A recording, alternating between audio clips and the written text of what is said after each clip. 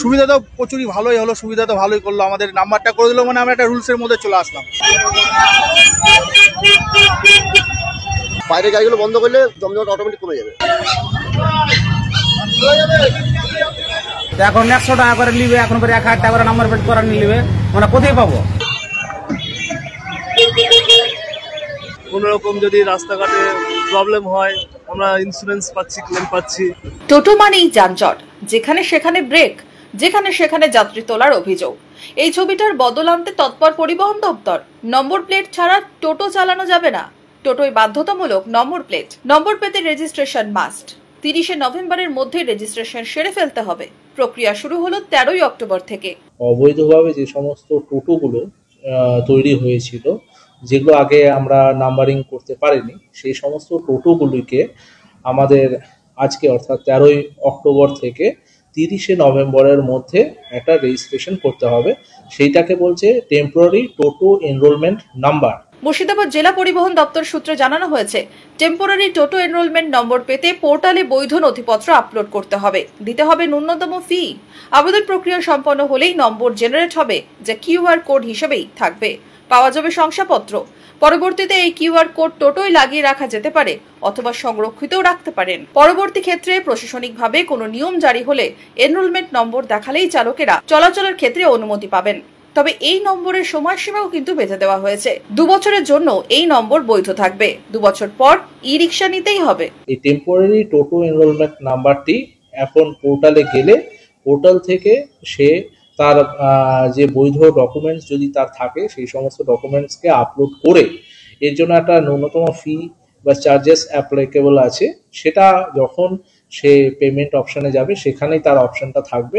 সেখানে সে অ্যাপ্লাই যখন করবে তখন সে যেটা ইচ্ছুক, যে পেমেন্টটা ইচ্ছুক, সেই পেমেন্টে সে অ্যাপ্লাই করলে তার একটা নাম্বার জেনারেট হবে। এই নাম্বারটা একটা কিউআর কোড হিসেবে থাকবে এবং একটা সার্টিফিকেট জেনারেট হবে। এই কিউআর কোডটাকে সে তার টোটোতে লাগিয়ে রাখতে পারে বা সংরক্ষিত রাখতে পারে, যাতে পরবর্তীকালে আমরা যখন এনফোর্সমেন্ট করা হবে বা পুলিশের পক্ষ থেকে যদি এনফোর্সমেন্ট করা হয় তখন এদেরকে এটা দেখালে বোঝা যাবে যে না, এটি চলবে। তবে এটা মনে রাখা দরকার, এটি 2 বছরের জন্য অ্যাপ্লিকেবল আছে। তার পরবর্তীতে কিন্তু তাকে ই-রিকশা নিতে হবে, অর্থাৎ আমাদের যে আইক্যাট এবং এআরআই অ্যাপ্রুভ যে ই-রিকশাগুলো আছে সেই ই-রিকশাগুলো তাকে নিতে হবে। এটা এই 2 বছরের জন্য তাকে চলাচলের অনুমতি হিসেবে দেওয়া হয়। বিনা নম্বরে যে পুরনো টোটো এতদিন চলছিল রাস্তায়, সেই টোটোরই এবার রেজিস্ট্রেশন বাধ্যতামূলক, ই-রিকশার নয়। মনে রাখতে হবে যে ই-রিকশাগুলো কিন্তু এই যে রেজিস্ট্রেশন আওতায় কিন্তু আসবে না। এগুলো নর্মাল যে আমাদের বাহনে নর্মাল যে রেজিস্ট্রেশন হয় সেইভাবেই কিন্তু হবে। নতুন এই নিয়মে কি বলছেন টোটো চালকরা? বহরমপুর থেকে শামশেরগঞ্জ, টোটোই যাদের রোজগারের একমাত্র পথ, তারা কি চিন্তায় নাকি স্বস্তিতে? সরকার যেগুলো করছে ঠিক আছে, কোনো অসুবিধা নেই, কিন্তু এটা কতদিনের জন্য চলবে? 2 বছর পরে কি ই-রিকশা কনভার্ট হবে? যদি হয় এটা আরো ভালো কথা। আমাদের বহরমপুর শহরে ম্যাক্সিমাম কিন্তু ই-রিকশা, টোটো নেই। অনেক মানুষ, গরিব মানুষ কিন্তু টোটোর উপরে নির্ভরশীল, তাদের জীবিকা সংসার সবকিছু এর মধ্যেই চলে। সরকার যারা নিয়ে আসছে নিয়মের মধ্যে নিয়ে আসছে, খুব ভালো কথা। তাদের যেন বিমার ব্যবস্থা হয়, এটাও যেন সরকার যেন দেখে। সর্বোপরি যা হচ্ছে ভালো হচ্ছে, প্রচুরই ভালোই হলো, সুবিধা তো ভালোই করলো, আমাদের নাম্বারটা করে দিল মানে আমরা একটা রুলসের মধ্যে চলে আসলাম, ঠিক কিনা? এতে আমরা নাম্বারে আমরা আমাদের নিজের একটা প্রোটেক্টও পাচ্ছি, ইন্স্যুরেন্স পাচ্ছি, ঠিক আছে? এতে আমার কিছু ক্ষতি হলে আমি সে ক্লেম পাবো, ঠিক আছে? এবং প্যাসেঞ্জারের যদি কোনো ক্ষতি হয় সেই ক্লেমটাও পাওয়া যাবে। সবারই সুবিধা হয়েছে, ভালো হয়েছে রেজিস্টার করে, কিন্তু নির্দিষ্ট একটা গাড়ি নেই। গাড়ি প্রচুর গাড়ি বেড়েছে, একটা নির্দিষ্ট শহরের মধ্যে নির্দিষ্ট গাড়ি থাকবে। কেউ বলছেন সুবিধার কথা, কেউ আবার বলছেন সমস্যা বাড়বে। টোটো চালকদের মধ্যেই মিশ্র প্রতিক্রিয়া কেন? আমার ঘরের সুদ সংসার গিয়ে আমি পেশেন্ট তুললাম, আমাকে এখন ছুটিতে যেতে হবে পেশেন্ট নিয়ে। তো আমি ওই পেশেন্টটা নিয়ে আমি কি করবো?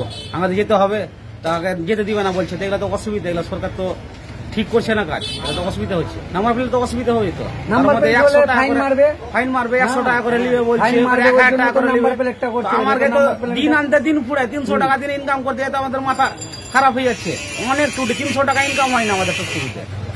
এখন 100 টাকা করে নিবে, এখন করে 1000 টাকা করে নাম্বার প্লেট করা নিবে, আমরা কোথায় পাবো? রেজিস্ট্রেশন এটা খুব খারাপ লাগছে আমাকে শুনতে। মানে আমাদেরকে রুট ভাগ করে দিয়ে যদি ভবিষ্যৎ দিয়ে দেয় নাম্বার প্লেট লাগাবো, রুট ভাগ করে দিয়ে দেবে। আমরা এখান থেকে বাসুদেবপুর থেকে ডাকমালা যাবো, তো ডাকমালা থেকে আমরা প্যাসেঞ্জার নামিয়ে দিলে তখন তো আমরা দুলিয়ান আর যেতে পারবো না।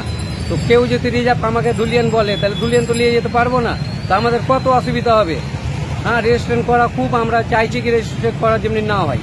শহর থেকে গ্রাম টোটোর সংখ্যা এবং প্রয়োজনীয়তা দুটোই এখন বেশি। এই অবস্থায় পুরনো টোটোর রেজিস্ট্রেশন 2 বছরের মধ্যে ই রিকশায় পরিণত করা, সব নিয়েই মিশ্র প্রতিক্রিয়া উঠে আসছে টোটো চালকদের মধ্যে। Bureau report, imagine community media.